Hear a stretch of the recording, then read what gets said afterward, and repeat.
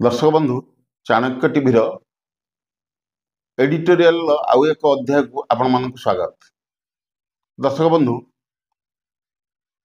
गतकाली ठारू आज जाए गोटे आलोचना मान्यवर ओडिशा उच्च न्यायालय गोहत्या उपरे होइथिबा निर्देश।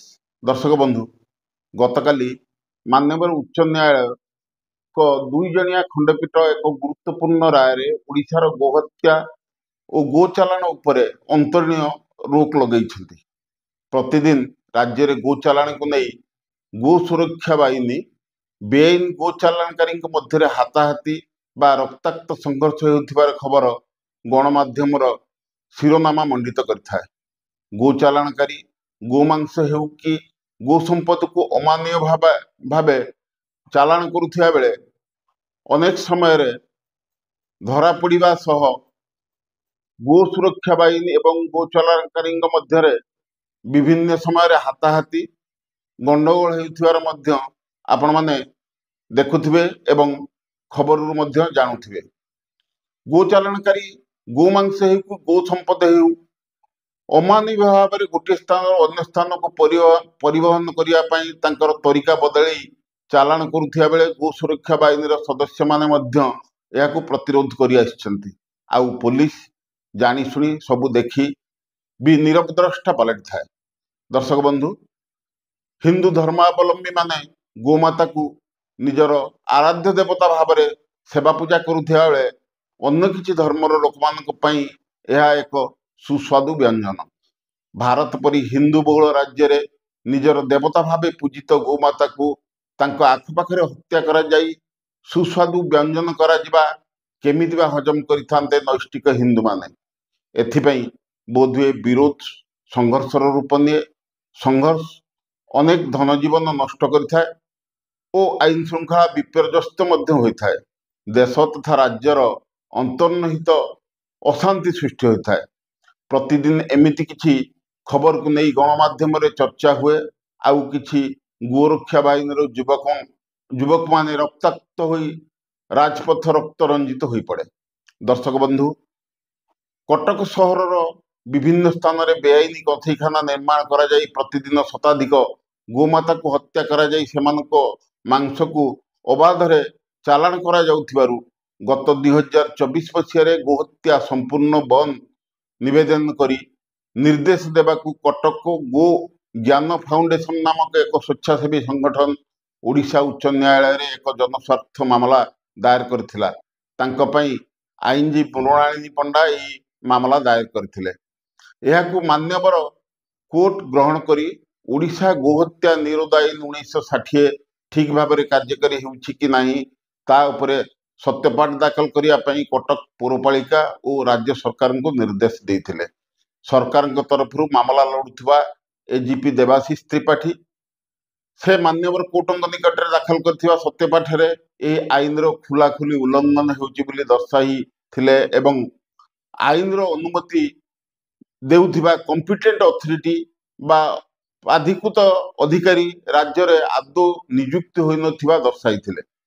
एहाकु नहीं मान्यवर हाईकोर्ट राज्य सरकार जिला पदाधिकारी को ओडिशा रे गोहत्या निरोध आईन 1960 कड़ाकड़ी पालन करी गोहत्या और गोचालाण उपरे कार्यानुष्ठान पई कड़ा मंतव्य देवा सह गोमांस चालाण और अमानवीय भावे हेउथिबा गोचालाण उपरे रोक लगाइबा सह कड़ा भाषा रे निंदा करछन्ति। दर्शक बंधु एही आवेदन रे दर्शा जाइथिला जे राज्य रे अनेक बेआईन कंथईखाना स्थापित होई कार्य करुछि। एहा उपरे मध्य लोक लगा पई से निवेदन रे दर्शाइथिले। दर्शक बंधु ओडिशा गोहत्या निरोध आईन 1960 कौन एथिरे गोहत्या पई की नियम रही से विषय रे अवगत हवा आम पई निहाती जरूरी अटे। गत 28/2/61 मसीह प्रकाशित गेजेट नोटिफिकेशन अनुଯାयी ओडिशा प्रदेश रे एही ओडिशा गोहत्या निरोध आईन 1960 लागू होई कार्यकारी होई आसुछि। एही आईन रो धारा 3 अनुଯାयी कौनसी गाई बलद बाछुरी की हत्या करिया पूर्वरु अधिकृत अधिकारी बा कॉम्पिटेंट अथॉरिटी आवश्यक अनुमति सर्टिफिकेट आकार रे निया जिवो।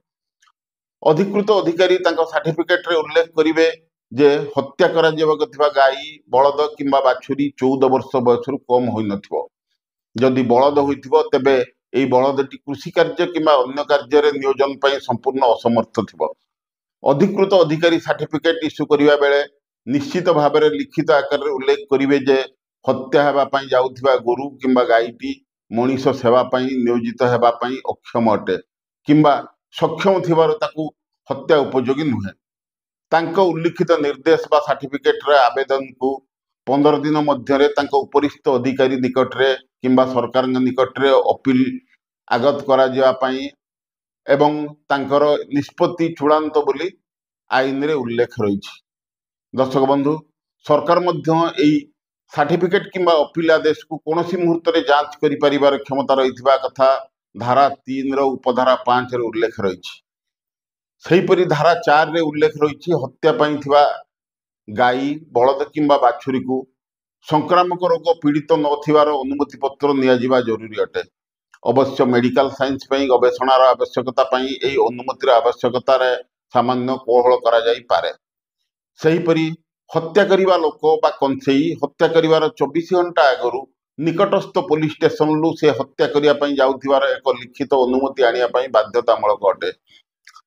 दर्शक बंधु, आउरी मध्य हत्या होइथिया मृत गाई और बलद शरीरर अवशिष्टांश ठीक भाव में दाह किंबा संस्कार करिया बाध्य अटे। एथिरे अवहेला कले धारा 7 अनुଯାयी 2 वर्ष सश्रम कारादंड सह 1000 टंका जोरिमाना आदाय व्यवस्था रही। सेहीपरि उपधारा 7(2) अनुଯାयी जदि कंसेई गाई हत्या करने को अनुमति न दे गोहत्या करे से 200 टंका जोरिमाना देवाई बाध्य अटे। नुआ सरकार आसिया परे गोहत्या संपूर्ण बंद आईन आनिबा निष्पत्ति नहीं थिबा बेले हाईकोर्टंकर एई राय गुरुत्व बहन करे।